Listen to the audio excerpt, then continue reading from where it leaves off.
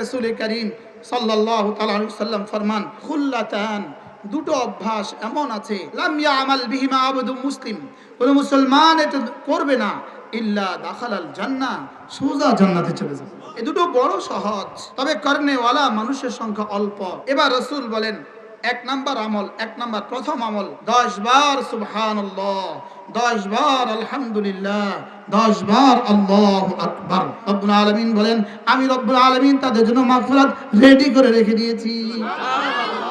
আল্লাহর নবী বলেন ওয়াদালিকা 50 ওয়া 100 বিল লিসান, জবানে হবে 100 বার, অফিল মিজানে 500 ওয়া আলফুম, মিজানে উঠে যাবে 1,500 বার। একদিনে যদি হয় 1,500 বার, এক মাসে হবে 45,000 বার, সুবহানাল্লাহ।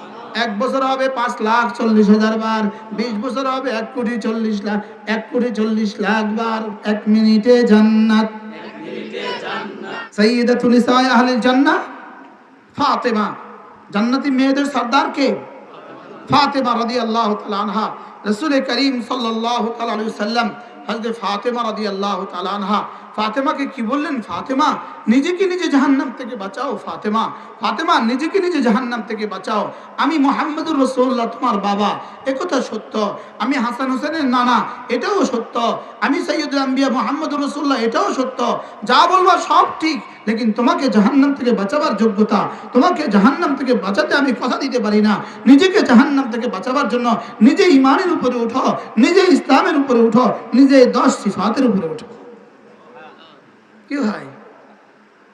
কি হয় জাহান্নাম থেকে বাঁচাতে পারে কোন বাবা? বলে না। মুহাম্মদুর রাসূলের চেয়ে বড় বাবা কে? কার বাবা? ফাতেমার বাবা কে? আর ফাতেমার চেয়ে দামি কোন রমণী পৃথিবীতে আসছে না আসবে? ফাতেমা কে? কার মেয়ে? মুহাম্মদুর রাসূলের মেয়ে। ফাতেমার আব্বা আমিরুল মুমিনিন, ফাতেমার স্বামী আমিরুল মুমিনিন, ফাতেমার দুই ছেলে আমিরুল মুমিনিন, ফাতেমার ফাতেমার দুলাভাই ওসমান, দুই বোনের জামাই দুলাভাই ওসমান আমিরুল মুমিনিন, ফাতেমার নানা আবু বকর আমিরুল মুমিনিন, ফাতেমার নানা ওমর আমিরুল মুমিনিন। কি ফাতেমার কয়জন আমিরুল মুমিনিন আছে? বুঝেন না কথা? সবই তো আমিরুল মুমিনিন। ফাতেমার সবই তো আমিরুল মুমিনিন। ফাতেমার বাবা, ফাতেমার নানা, ফাতেমার স্বামী, ফাতেমার সন্তানরা আমিরুল মুমিনিন। লেকিন রাসূল করিম সাল্লাল্লাহু আলাইহি ওয়াসাল্লাম, ফাতেমা তোমাকে আমি জাহান্নাম থেকে বাঁচাবার কথা দিতে পারি না।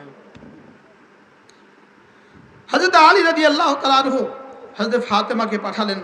খায়বরের যুদ্ধের পরে অনেকগুলো গোলাম আসছে রাসূলের কাছে। হযরত আলী পাঠালেন, ফাতেমা যাও আব্বার কাছে গিয়া একটা গোলাম চেয়ে নিয়ে আসো। আব্বার কাছে গিয়ে বলবা, আব্বা হাসান হোসেনের খেদমতের জন্য সুবিধা হবে। হাত দেখাবা, আটা পিষতে হাতে দাগ পড়ে গেছে দেখাবা, কোমর দেখাবা, পানির মশক তুলতে কোমরে দাগ পড়ে গেছে দেখাবা। গিয়ে বলবা, আব্বা আলী পাঠিয়েছে হাসান হোসেনের খেদমতের জন্য, যদি একটা গোলাম আমাকে দিতেন। রাসূল বললেন, ফাতেমা আমি গোলামের চেয়ে দামিটা দিব না?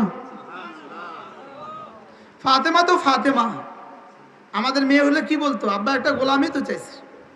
হযরত ফাতেমা রাদিয়াল্লাহু তাআলা আনহা বললেন, আব্বা দেন আমাকে গোলামের চেয়ে দামিটাই দিয়ে দেন।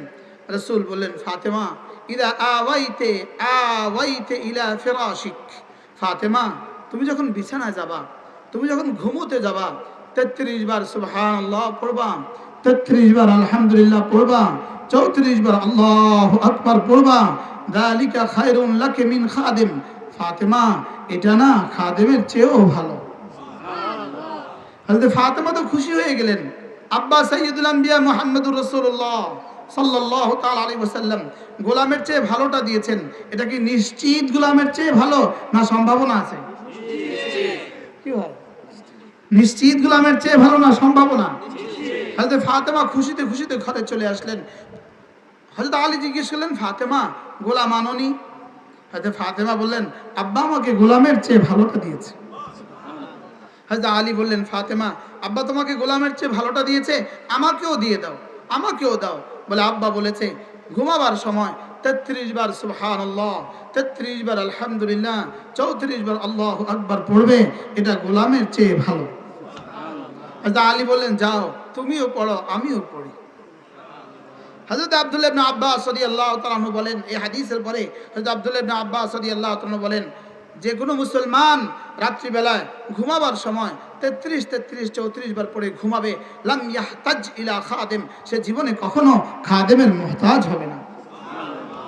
আল্লাহ তাআলা তাকে প্যারালাইসিস করে দিবে না, আল্লাহ তাআলা তাকে অসুস্থ করে খাদেমের মুহতাজ বানাবে না। তাকে বাথরুমে যেতে কারো হাত ধরে যেতে হবে না, তাকে জামা খুলতে কারো হাত ধরে খুলতে হবে না, কারো মসজিদে যেতে হাত ধরে যেতে হবে না। লাম ইয়াহতাজ ইলা খাদেম, সে কখনো খাদেমের মুহতাজ হবে না। এই জন্যই হযরতে ফাতেমা রাদিয়াল্লাহু তাআলা আনহা রাসূলের ওফাতের 6 মাসের মধ্যে ইন্তেকাল হয়ে গেছে। খাদেমের মুহতাজ কি হন নাই। পড়ব তো ইনশাআল্লাহ, মনে হয়েছে বলে বলে দিলাম। হযরত ফাতেমা রাদিয়াল্লাহু তাআলা আনহা এই তাসবিহাত, হযরত আলী রাদিয়াল্লাহু তাআলা বলেন, ফাতেমা থেকে এই তাসবিহ শোনার পরে আমার জীবনে কখনো ছুটেনি। জিজ্ঞেস করা হলো, ফি লাইলাতি সিফিন, সিফিনের রাতেও ছুটেনি? সিফিনের যুদ্ধের রাতেও ছুটেনি? হযরত আলী বলেন, সিফিনের যুদ্ধের রাতেও আমার ছুটেনি। পড়ব তো ইনশাআল্লাহ। আরেক হাদিসে রাসূল করিম সাল্লাল্লাহু তাআলা আলাইহি ওয়াসাল্লাম ফরমান, খুল্লাতান, দুটো অভ্যাস এমন আছে, দুটো সিফাত এমন আছে, লাম ইয়ামাল বিহিমা আবদু মুসলিম, কোন মুসলমান এটা করবে না, ইল্লা দাখালাল জান্নাহ, সোজা জান্নাতে চলে যাবে। কয়টা সিফাত বলেন, কয়টা? আল্লাহর নবী বলেন, হুমা ইয়াসির, এই দুটো বড় সহজ। ওয়া মা ইয়ামাল বিহিমা কালিল, তবে করনেওয়ালা মানুষের সংখ্যা অল্প। আমল বড় সহজ, তবে করনেওয়ালা মানুষের সংখ্যা কি? অল্প। এবার রাসূল বলেন, এক নাম্বার আমল, এক নাম্বার প্রথম আমল, 5 ওয়াক্ত নামাজের পরে 10 বার সুবহানাল্লাহ, 10 বার আলহামদুলিল্লাহ, 10 বার আল্লাহু আকবার। 5 ওয়াক্ত নামাজের পরে, বলেন 5 ওয়াক্ত নামাজের পরে 10 বার সুবহানাল্লাহ, 10 বার আলহামদুলিল্লাহ, 10 বার আল্লাহু আকবার। আল্লাহর নবী বলেন, ওয়াদালিকা 50 ওয়া 100 বিল লিসান, জবানে হয়ে যাবে 150 বার, জবানে হবে 150 বার। অফিল মিজানে 500 ওয়া আলফুন, মিজানে উঠে যাবে 1500 বার। জবানে কতবার?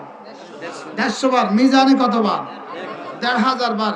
একদিনে যদি হয় 1500 বার, এক মাসে হবে 45,000 বার। সুবহানাল্লাহ। এক বছর হবে 5,40,000 বার, 20 বছর হবে 1,40,00,000 বার। কি ভাই, সময় কতক্ষণ নিবে ধারণা আছে আপনাদের? কতক্ষণ নিতে পারে? ঘড়ি দেন, ঘড়ি ধরেন। 11টা 30, 11টা কত?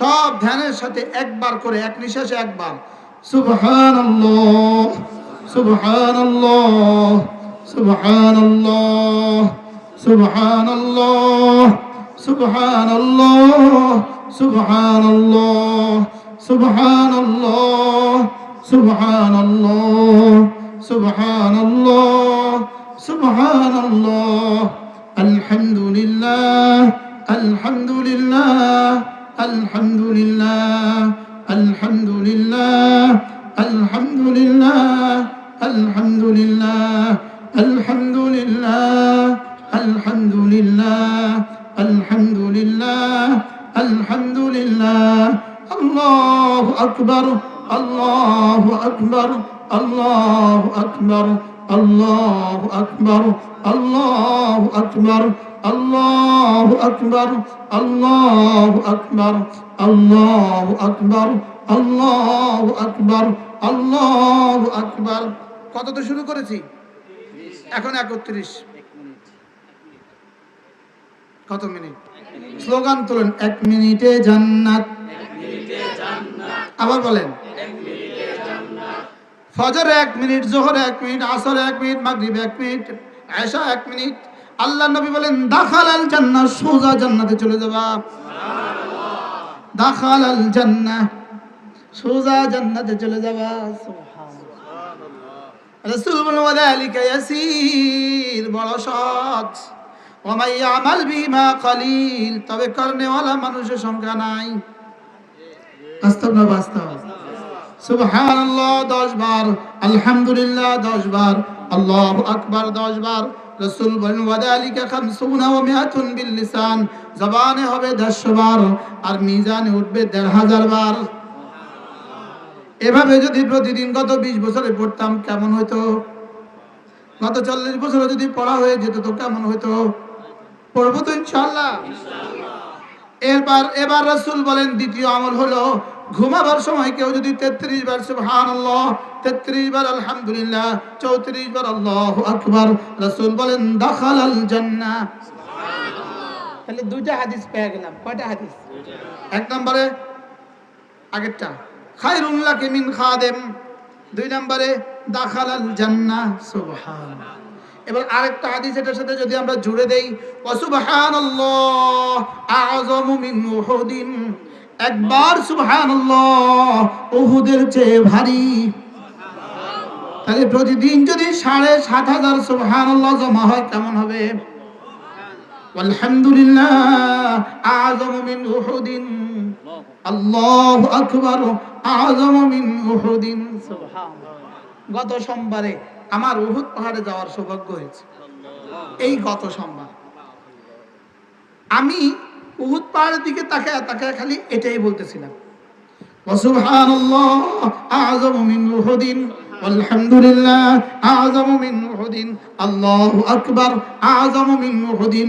একবার সুবহানাল্লাহ উহুদের চেয়ে ভারী, একবার আলহামদুলিল্লাহ উহুদের চেয়ে ভারী, একবার আল্লাহু আকবার উহুদের চেয়ে ভারী। সুবহানাল্লাহ। ডেলি যদি 7500 জমা হয় কেমন হবে?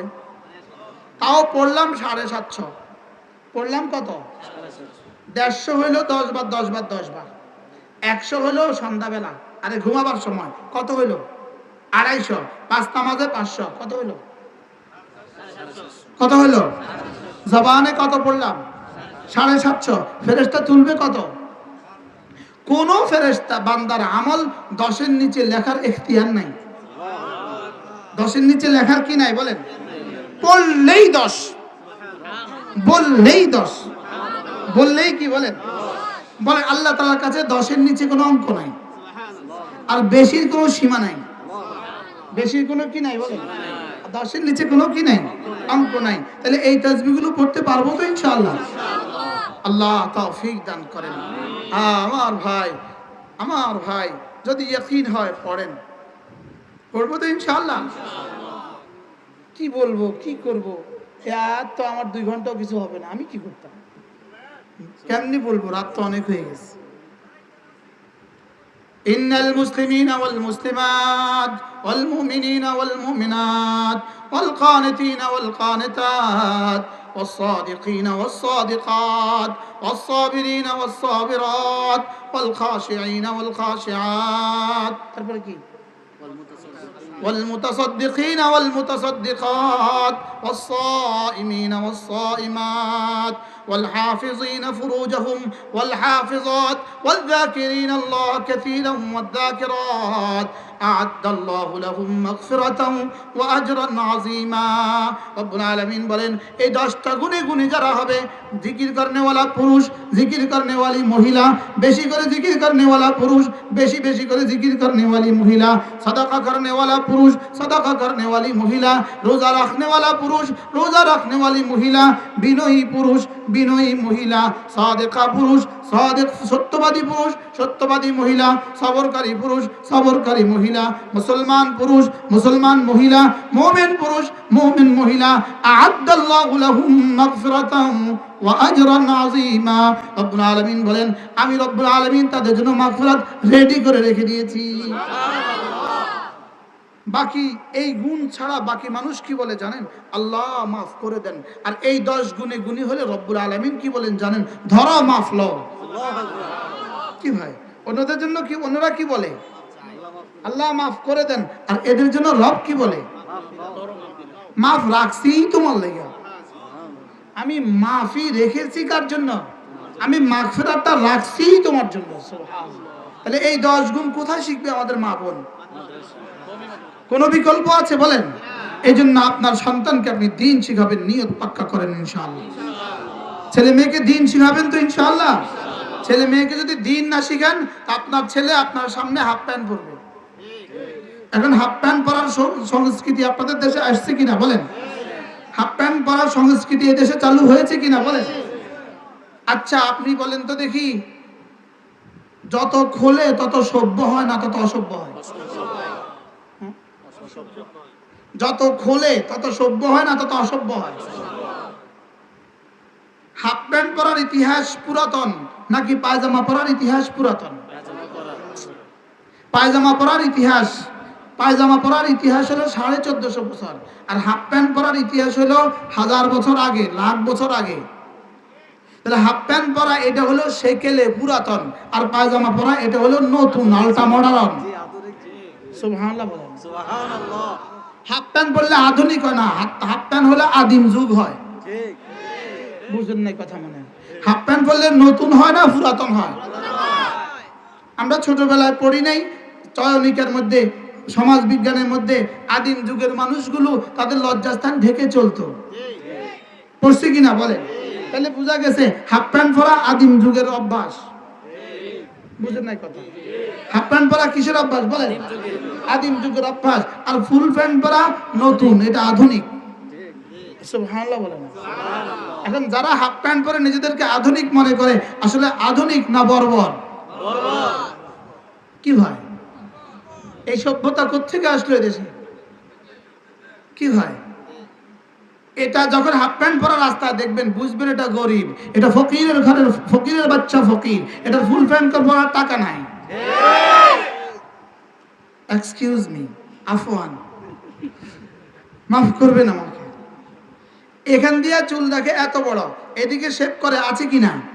এটা আরো আদিম যুগের। আদিম যুগে যখন সমাজে কৃতদাস প্রথা ছিল, তো সমাজে কে কৃতদাস, কে গোলাম আর কে স্বাধীন এটা বুঝবে কিভাবে?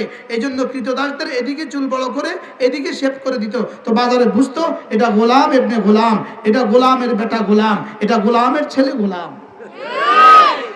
তাইলে বোঝা গেছে এভাবে চুল রাখার প্রবণতা এটা গোলামি। এটা কি বলেন? এটা গোলামি। এটা কি বলেন?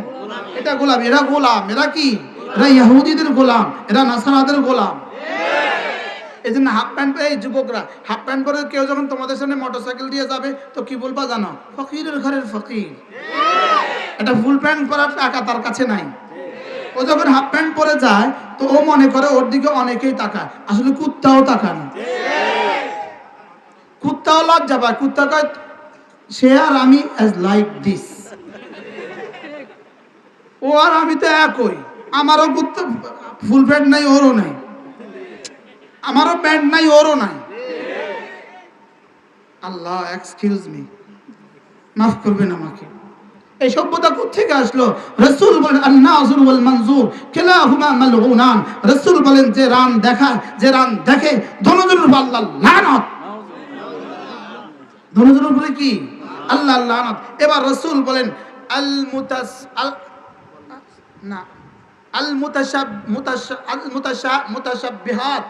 মুতাশাব্বিহাত মিনান নিসা বির রিজাল ওয়াল মুতাশাব্বিহিনা মিনার রিজাল বিন নিসা। যে নারীরা পুরুষের সাজে সাজে আর যে পুরুষ নারীদের সাজে সাজে, আল্লাহ রাসূল বলেন তাদের উপরে আল্লাহর লানত। চুলে বেনি পরে, চুলে ক্লিপ পরে, কি বলে আর বলেন না, ব্যান্ড, কি ব্যান্ড বেল পরে, এরকম যুবক পাওয়া যায় কিনা?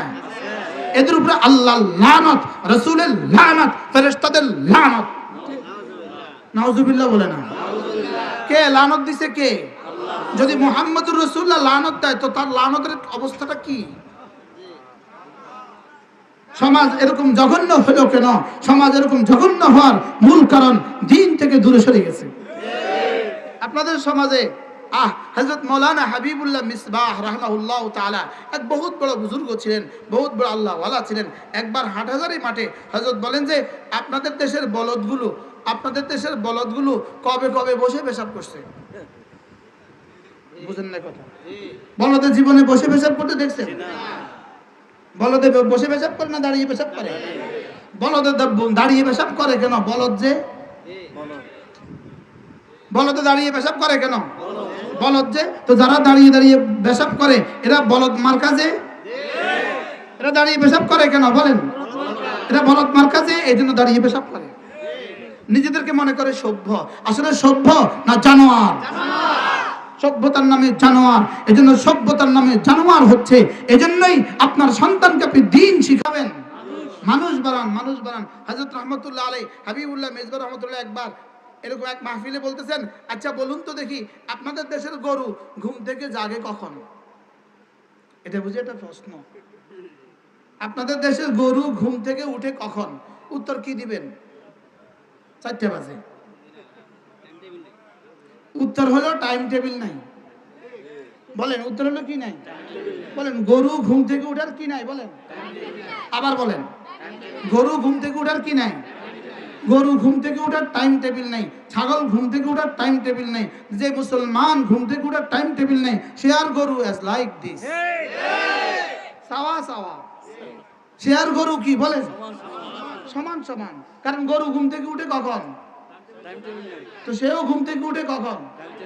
টাইম টেবিল নাই। এবার হুজুর বলেন গরু ঘুম থেকে উঠে দুই প্রয়োজনে, আউটের প্রয়োজন আর ইনের প্রয়োজনে। গরু ঘুম থেকে উঠে কয় প্রয়োজনে? বলেন কি কি? আউট আর ইন, ঢুকাবার প্রয়োজনে আর বের করার প্রয়োজনে। যে যুবক আর যে মুসলমান শুধুই এই দুই প্রয়োজনে ঘুমে থেকে উঠে, এরা আর গরু বরাবর। আমরা কি গরু জানোয়ার হইতে চাই না মানুষ হইতে চাই? আল্লাহর কসম, দিন ছাড়া মানুষ হওয়ার কোন রাস্তা নাই।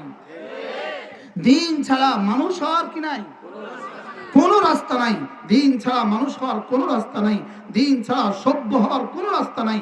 দিন ছাড়া আপনার সন্তান হওয়ার কোন রাস্তা নাই। হাকিমুল উম্মত মুজাদ্দিদ মিল্লাত আশরাফানা আল্লাহ বারাকাতুহু তিনি বলতেন, কি মজার কথা বলতেন, যে বাচ্চা যে ছেলে আল্লাহ চিনে সে আব্বাও চিনে, যেই ছেলে আম্মা চিনে আল্লাহ চিনে সে আম্মাও চিনে। আমাদের হযরত মাওলানা মুফতি দেলোয়ার সাহেব দামাত বারাকাতুহু হুজুর বলেন, আল্লাহ লিখতে সরেয়া, আব্বা লিখতে সরেয়া, আম্মা লিখতে সরেয়া। কি হয়? তিনটা লিখতে কি? তিনটা লিখতে সরেয়া। হুজুর বলেন যে আব্বা আল্লাহ চিনে সে আব্বা চিনে, যে আল্লাহ চিনে সে আম্মাও চিনে। এজন্য কেমনি কথা বলতাম, সময় শেষ হয়ে যেতেছে।